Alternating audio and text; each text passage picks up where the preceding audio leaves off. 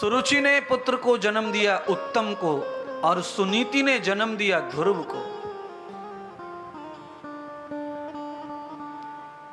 स्नान करके वस्त्र बदल करके एक छोटे से कमरे में रहती सुनीति माता, उतानपाद राजा ने उन्हें दर्जा कम दिया।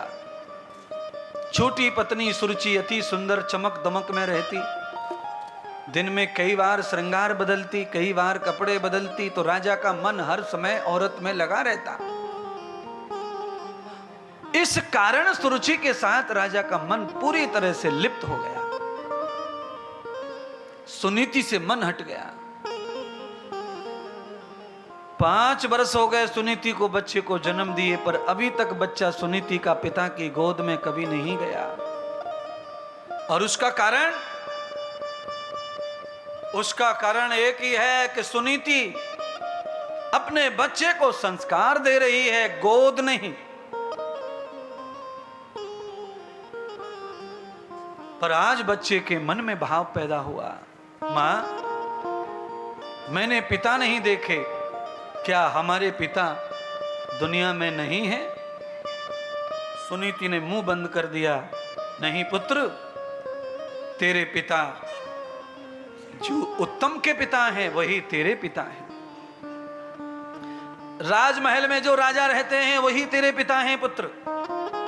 मां, अगर वो मेरे पिता हैं तो तुम दासी की तरह छोटे से कमरे में पड़ी हो, और मुझे पिताजी ने कभी पुत्र नहीं कहा, कभी बेटा नहीं कहा, कभी गोद में नहीं लिया, कभी कुशल नहीं पूछी।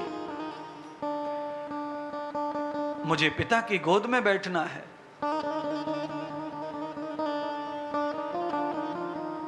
सुनीति ने अपने दिल के साथ समझौता किया, अपने जैसा मन समझा,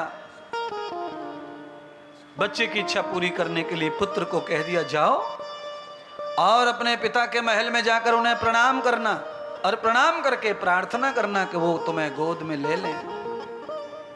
भाषा की मर्यादा देखिए, ये सुरुचि की और सुनीति की सोच में फर्क।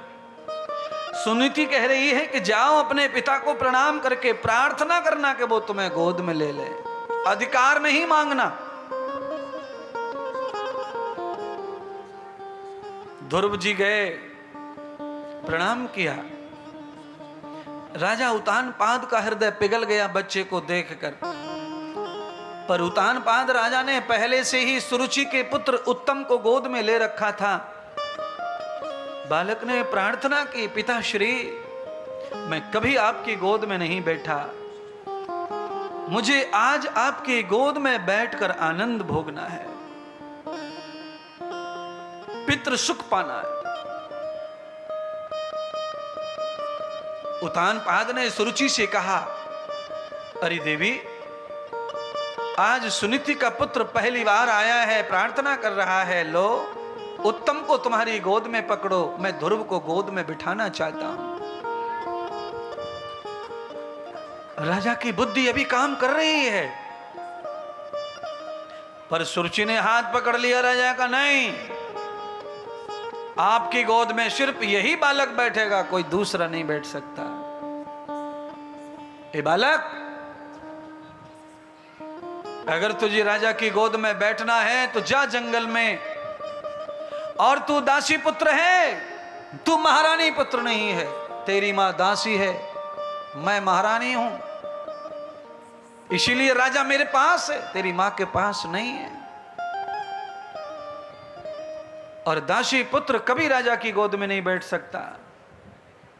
जंगल में जाके तपस्या कर, भगवान श्री हरि को भज, कृष्ण को भज, वो तेरी भक्ति से प्रसन्न हो जाएं तो वरदान मांग लेना कि मैं सुरुचि के, यानी कि मेरे गर्भ से तू पैदा होके आए, तब तू राजा की गोद में बैठ पाएगा।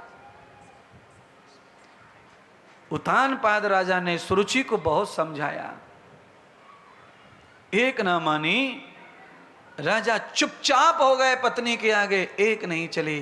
ध्रुव दुखी हो गए, रोकर वापस चले गए और अपनी माता को जाकर कुशल बताई। आज ध्रुव की कामना पिता की गोद में बैठने की पूरी नहीं हुई तो सुनीति नाराज हो गई और रोने लगी अंदर ही अंदर, और मन ही मन आंसुओं को पी गई और अपने पुत्र को गोद में बिठा करके आज सुनीति ने कहा, पुत्र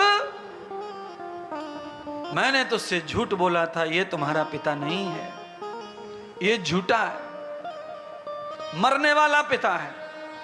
तेरा सच्चा पिता तो जंगल में मुझे कब का छोड़ के चला गया, तेरे पैदा होने से पूर्व ही तेरा जन्म दिया और वो चला गया। जाओ पुत्र, जंगल में जाओ, पिता की गोद में बैठना है तो जाओ ढूंढो।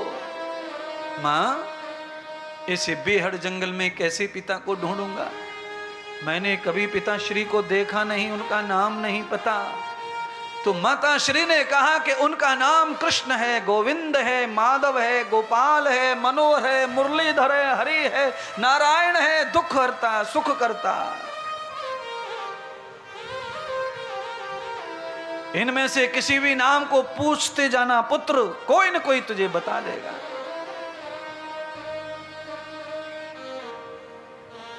सच्चे पिता की खोज में आज मां ने अपने बच्चे को परिस्थिति बद भेजा, पर वही परिस्थिति उस बच्चे के लिए वरदान बन गए। बंधु, कभी कभी घर में हुआ अपमान भी वरदान बन सकता है अगर कदम अच्छे रास्ते पे उठ गए तो। पर कभी कभी घर में हुआ अपमान आदमी को रेलवे पटरी पर भी ले जाता है, पंखे के ऊपर लटकाने को, चूहे की दवा खाने को मजबूर कर देता है। पर कभी कभी ऐसा अपमान भगवान से भी मिला देता है। घर में कभी ऐसा हो जाए कि घर में हिस्सा नहीं मिल रहा, घर में बेईमानी हो रही है, घर में सम्मान नहीं, लोग अपमान कर रहे हैं, घर में दो तुच्छ हो गए, टुके कुछ वैल्यू नहीं बची है, तो मैं आपसे कहना चाहता हूं आप सीधे निकल जाओ परमात्मा की खोज के लिए। मौका मिला है ना, आज ज्ञान पैदा हो जाए तुम्हारा, समझ गया घर में तुच्छ, वैल्यू नहीं अपनी घर में, हम क्यों घर में रहें, किसके लिए रहें, और निकल पड़ो सीधा गोविंद के ध्यान में, गोविंद की शरण में, गोविंद की तलाश में।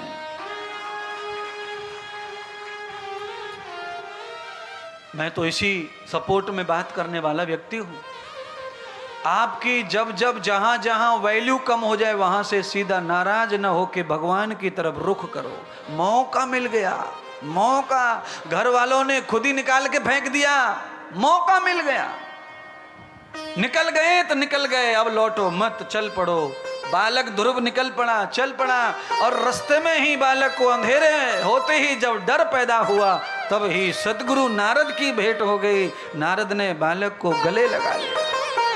हे बालक, इतनी रात गए कहां जा रहे हो पुत्र?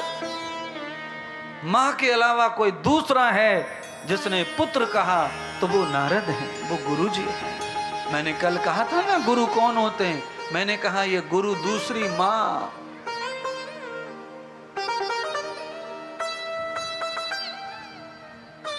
मां के अलावा केवल गुरु ही इतनी आजादी दे सकता है।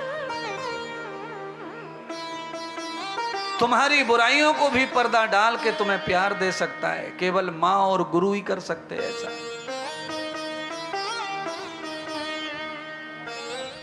नारद जी, मुझे पिता को पता बताओ, मेरे पिता खो गए, मेरी मां ने मुझे भेजा है। 5 साल का बच्चा है, शास्त्र कहता है 5 साल के बच्चे की पहली गुरु मां। आज गुरु मां की बात को मान के बच्चा निश्चिंत और अचल हो गया। नारद जी ने कहा पुत्र चल मेरी गोद में बैठ और मैं तुझे वापस तेरी मां के पास ले चलूंगा। अरे कोई घर में झगड़ा हो गया है, कोई तकलीफ हो गई है, उसे दूर करेंगे। पुत्र अभी तुम्हारी उम्र नहीं है पिता खोजने की। नारद ने पूछ लिया था कि मां ने नाम क्या बताया है, तो बालक ने सब नाम बता दिए, गोविंद, मनोहर वगैरह वगैरह। नारद समझ गए ये कौन से पिता की खोज के लिए निकला है, दूध के दांत भी अभी उखड़े नहीं। नारद जी ने ठोक के बजा के देखा बालक को, आगे जाएगा शेर खा जाएंगे, उसके आगे जाएगा डकैत पड़े उठा ले जाएंगे तुझे, तेरी किडनी बेच देंगे। पर बालक डरता नहीं, निर्भीक बालक रात के अंधेरे में नारद जी से कहता है मुझे पता बता दो। चौराहे पर खड़ा है, यहां जाऊं कहां जाऊं किधर जाऊं, नारद जी मुझे पता बता दो। आपने पुत्र कहां है तो पुत्र को पता बताओ। नारद जी ने मटके को ठोक बजा के देख लिया, समझ गए ये पक्का है। तो नारद जी ने कहा कि इसे शिष्य बनाऊंगा, और अगर ये शिष्य मेरा बन गया तो मुझे तार देगा, मेरा नाम रोशन कर देगा। ध्रुव जी को मंत्र दे दिया, गले में कंठी डाल दी तुलसी की, और कहा ये तुलसी का धाम है वृंदावन, वहां मधुवन है, वहां तेरे पिता रहते, वहां जा और वहां रहना जब तक पिता न मिल जाए, कहीं और ना जाना, और ले इसी नाम को कहते रहना, इसी नाम से तेरे पिता मिलेंगे।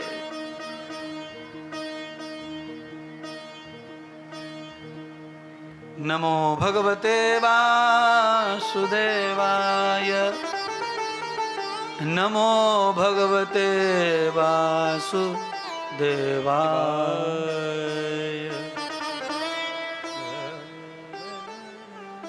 इसी मंत्र को लेके बालक ध्रुव मधुवन में आया, यमुना महारानी से मिले, प्रेम किया, यमुना जी ने गोद में बिठा लिया, ममता प्रेम।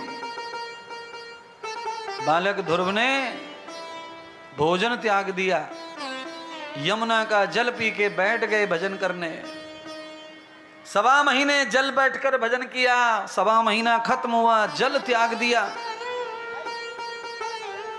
रस पीकर के फलों का भजन किया। 1.25 महीना बीता, फलों का रस और फल त्याग दिए, पत्तियां चबा करके भजन किया। 1.25 महीने बीते, पत्तियों का त्याग कर दिया, पेड़ों की छाल से चबा करके भजन किया। 1.25 महीना बीता, छाल खत्म कर दी।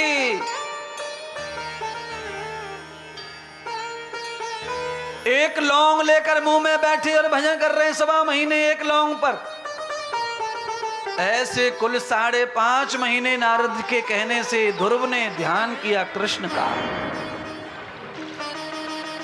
जैसे ही 5.5 पूरे हुए, 15 दिन शेष बचे, शुक्ल पक्ष में चंद्रमा उदय होने वाला है, पूर्णमासी 15 दिन बाद आएगी।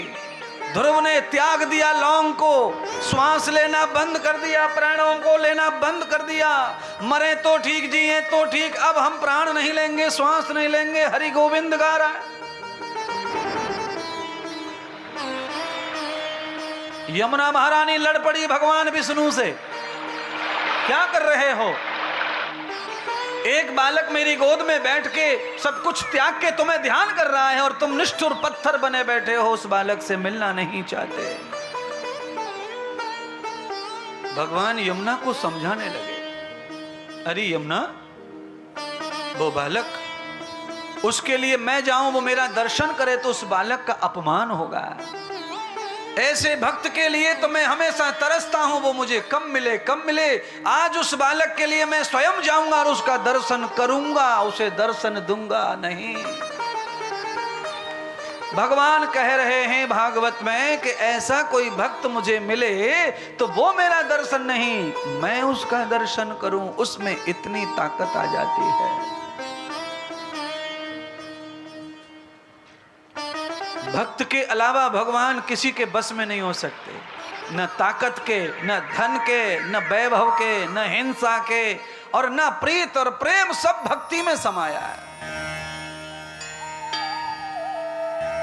स्वयं विष्णु भगवान पहुंचे, शंख बजाकर बालक का ध्यान खोला, आंखों पे, पलकों पे भगवान ने फूंक मारी, नेत्र खोले, और बालक जो हृदय में दर्शन कर रहा था, नेत्र खोलते से ही वही दर्शन सामने आंखों से हुआ, उसे साक्षात दर्शन कहते हैं। बंधुओं, भक्ति का तजुर्बा, भक्ति का अनुभव है मुझे बहुत ज्यादा, मैं वो आपको बताना चाहता हूं और कथा भी बता रहा हूं साथ में। सबसे पहले आप आंख बंद करके भगवान का नाम लेना शुरू करो, सबसे पहले। और भजन की शुरुआत यहीं से है। भजन करने के लिए सबसे पहले नाम लो, नाम यानी गुरु बनाओ, गुरु से नाम ले लो और उस नाम की शुरुआत कर दो। आंख बंद करके, मुंह बंद करके नाम अंदर चलना चाहिए। आंख मुंह बंद करके मंत्र जाप करो, नाम जाप करो।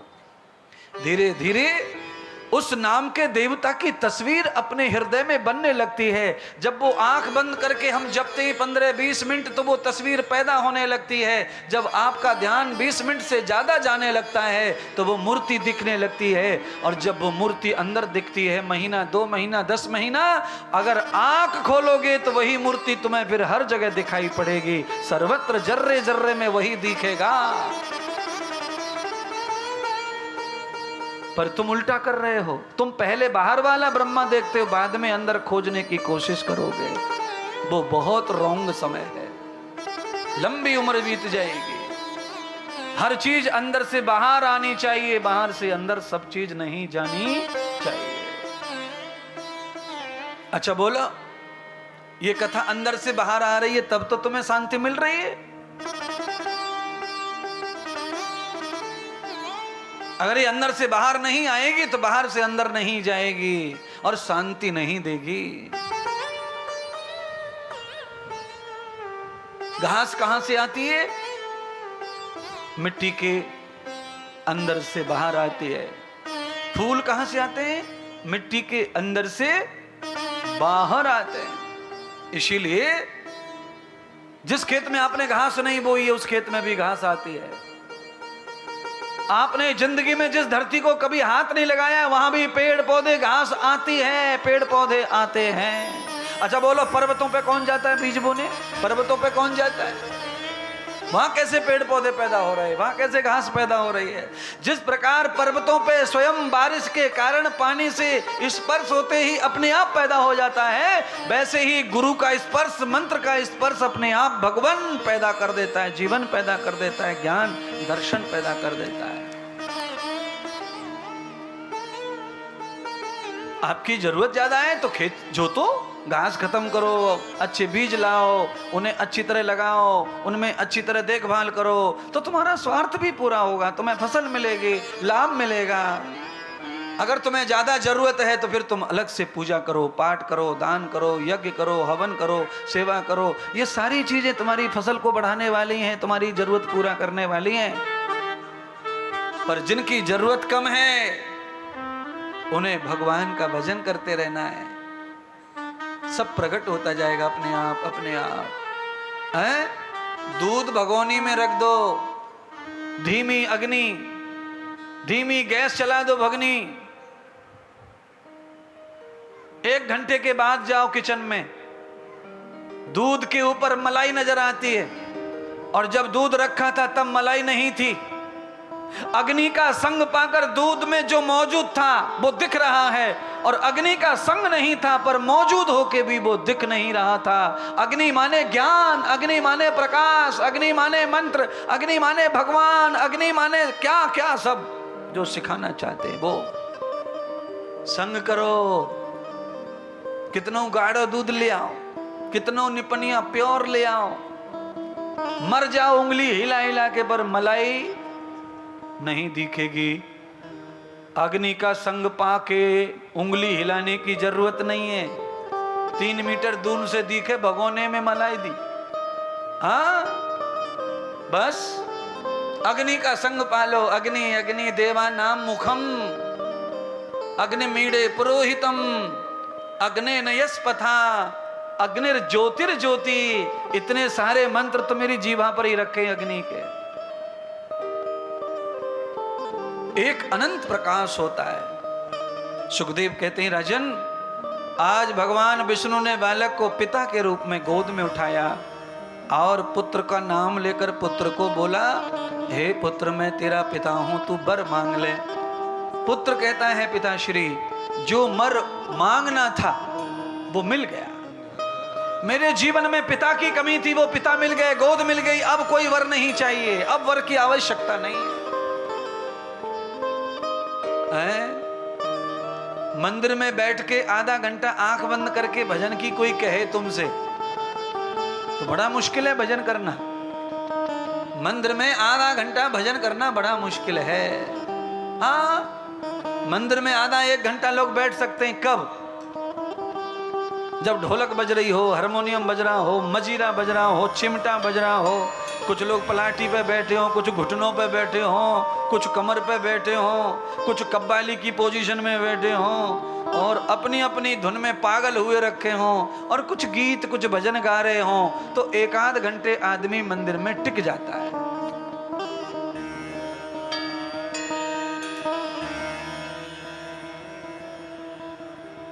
आरती तक तो मन लगता है मंदिर में, उसके बाद मंदिर में मन नहीं लगता है, सीधा घर की ओर दुकान की ओर भागते हैं लोग। और वैसे मंदिर अच्छा मानते लोग घर से, पर मंदिर में मन ज्यादा देर नहीं लगता।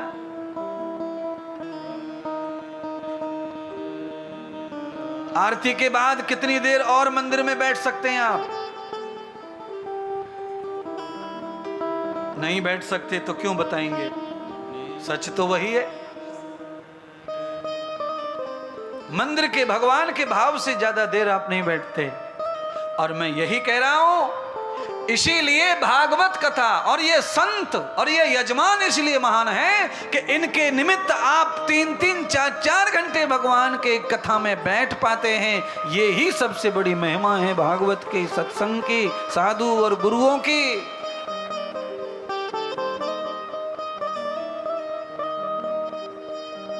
हर घंटे पे 2000 का तो कहना ठीक नहीं है। हर घंटे पे 500 रुपए का नोट तुम्हें दिया जाए घर में, लो भाई 500 रुपए पकड़ो, 1 घंटा हो गया। 1 घंटा और सुनो मेरी बात। तो जिसको आप पैसे दे रहे हैं वो बोलेगा ले 11 से ले अते मुंह बंद कर, डबल ले पर चुप। ये हाल है हमारा।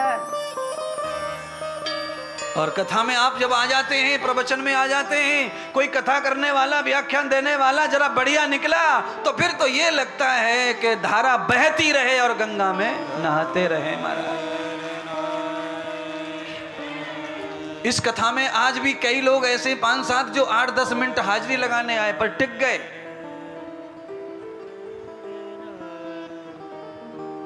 क्यों? ये किसी आदमी का ऐसा नहीं है बोझ ना। जहां आत्मा को, जहां प्राणों को सुख मिलना शुरू हो जाता है वहां ठहरना शुरू हो जाता है। जहां आत्मा और प्राणों को सुख नहीं मिलता वहां आदमी ज्यादा देर ठहरता नहीं है, ज्यादा देर नहीं ठहर सकता। सीधा संबंध है आत्मा से, प्राणों से, शांति से इस कथा का, प्रवचन का। ध्रुव वरदान नहीं मांगते और भगवान वरदान बिना जाना नहीं चाहते। जिद बोलो, लोग मांग मांग के थके जा रहे हैं, भगवान दे नहीं रहे, और यहां पर लेने वाला ले नहीं रहा, भगवान देने के लिए परेशान।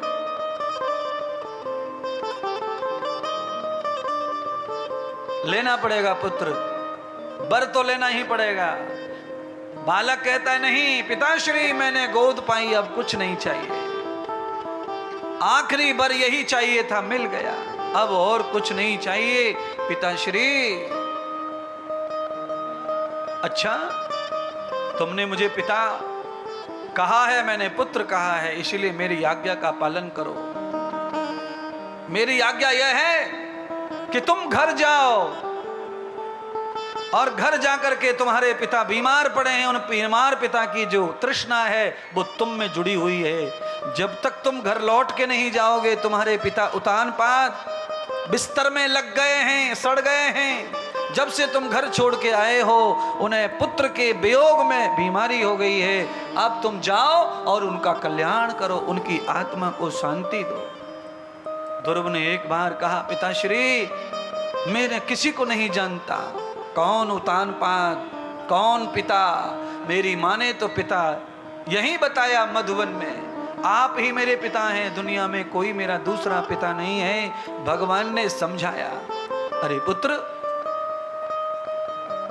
पिता का कल्याण पुत्र के हाथ में है, पिता के धर्म की समृद्धि पुत्र के हाथ में है, पिता के वंश, पिता के डीएनए को पुत्र ही आगे बढ़ाता है, इसलिए तुम अवश्य में मेरी आज्ञा मानो और जाओ। आज भगवान विष्णु की आज्ञा पाकर के भक्त ध्रुव घर लौट आए और जब घर लौटे तो देखा उतानपाद राजा का अंग खत्म हो चुका है, हाथ पैर चलना बंद पड़ गया। राजा को पता चला पुत्र लौट आया है, ध्रुव आ गया, भगवान का दर्शन कर लिया उसने। जैसे ही उतानपाद राजा ने अपने पुत्र को देखा और देखने मात्र से ही प्राण छोड़ दिए, शरीर का त्याग कर दिया, आत्मा नारायण में चली गई। बंधुओं, बड़ा व्यापार बड़ी नौकरी करने से माता पिता का कभी भी कल्याण हो सकता नहीं है।